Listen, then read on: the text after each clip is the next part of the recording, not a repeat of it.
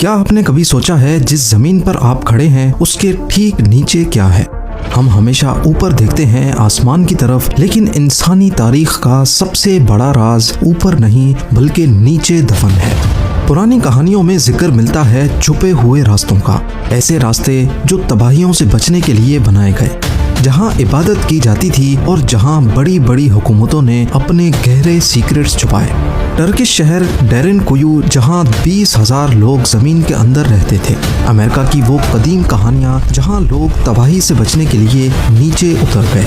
और रशिया का वो रिस्ट्रिक्टेड पहाड़ जिसके अंदर दुनिया का सबसे बड़ा कॉम्प्लेक्स बना है। ये 3 अलग अलग जगहें लेकिन एक ही सच्चाई की तरफ इशारा करती हैं। इंसानों ने हमेशा अपने सीक्रेट्स को, अपने राजों को जमीन के नीचे छुपाने की कोशिश की है।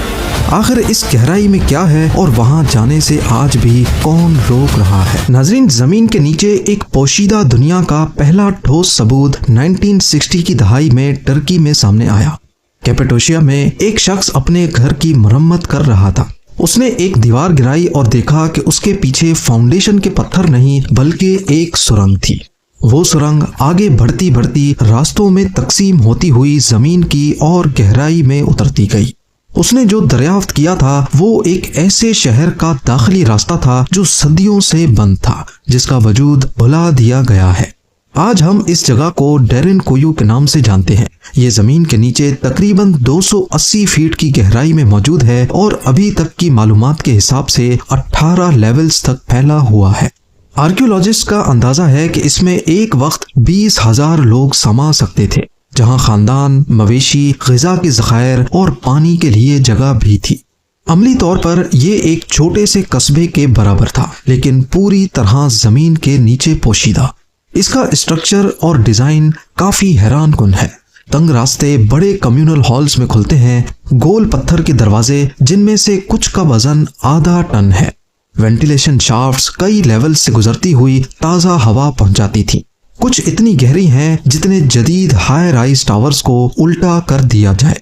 यहाँ कुएं मौजूद थे जिनसे पानी निकाला जाता था। स्टोरेज रूम्स, बावर्ची खाने और छोटे चैपल्स सब उस वॉल्केनिक पत्थर में तराशे गए थे। डेरिन कुयू जल्दबाजी में खोदा गया कोई आरजी शेल्टर नहीं था। ये एक मुकम्मल तौर पर चलता हुआ शहर था जो जमीन के नीचे लंबे अरसे तक जिंदगी को बरकरार रखने के लिए बाकायदे इंजीनियर किया गया था। पर इसे बनाया कैसे गया था ये अभी तक एक मिस्ट्री है। वॉल्केनिक पत्थर में एक कमरा तराशना तो समझ आता है, लेकिन लाखों क्यूबिक फीट पत्थर को खोदना, कमरों को मजबूत करना, ऐसी एयर शाफ्ट्स काटना जो आज भी काम करती हैं, और ये सब कुछ सिर्फ हाथ के औजारों से करना, ये कोई मामूली बात नहीं है। आर्कियोलॉजिस्ट का कहना है कि इसे 100 BC यानी करीब 2100 साल पहले खोदा गया था, लेकिन फिर भी वेंटिलेशन शाफ्ट्स की प्रिसिशन और हटाए गए पत्थर का इतना बड़ा वॉल्यूम उन औजारों से मेल नहीं खाता जो तारीखदान कहते हैं कि उस वक्त दस्तयाब थे। जदीद इंजीनियर्स ने तस्लीम किया है कि आज भी ऐसे स्ट्रक्चर को काटना और बरकरार रखना एक बहुत बड़ा चैलेंज होगा। लेकिन आखिर इसे बनाया ही क्यों गया? इसकी आम वजाहत ये है कि ये एक पनाहगाह के तौर पर काम करता था। तारीख में देखा जाए तो कैपेडोशिया पर बार बार हमले हुए हैं जो पर्शियंस, बाइजेंटीन्स और मंगोल्स ने किए थे। जमीन के नीचे गायब हो जाने की सलाहियत एक मजबूत डिफेंस होती है। इस कॉन्सेप्ट से देखा जाए तो डेरिन कुयू एक बड़ा बंकर था, एक ऐसी जगह जहां हजारों लोग ऊपर के खतरे से बचने का इंतजार कर सकते थे। लेकिन ये एक्सप्लेनेशन इस बात का जवाब नहीं देती कि अगर मकसद सिर्फ थोड़े वक्त के लिए पनाह लेना था तो यहाँ इबादत गाहें और शराब खाने क्यों बनाए गए?